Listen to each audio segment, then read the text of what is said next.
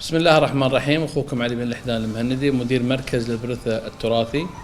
انا حاب ادعيكم لمهرجان البرثة البحري الاول، والذي يقام بين 26 الى 29/4 الحالي 2017 تحت رعاية معالي رئيس مجلس الوزراء الشيخ عبد الله بن ناصر بن خليفة آل ثاني.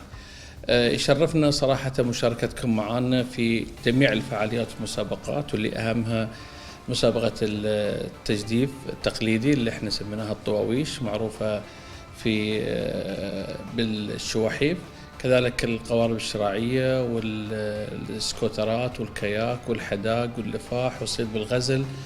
وعندنا للأطفال أو الشباب الناشئين عندنا الغوص التقليدي.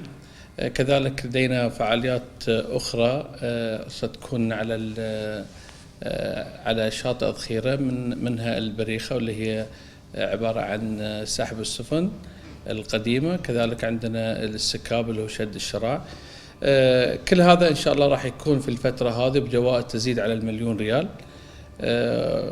إن شاء الله إن إحنا نتمنى مشاركتكم معنا كضيوف أو كمتسابقين، تشرفونا في الظخيرة وتتابعونا على قناة الريان.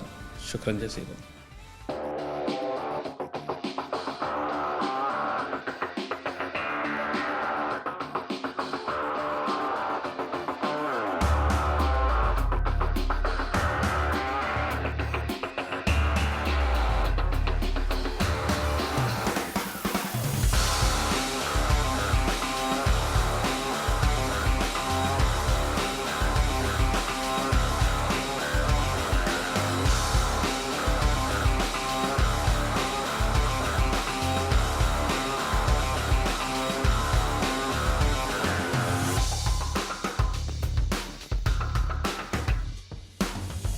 بسم الله الرحمن الرحيم.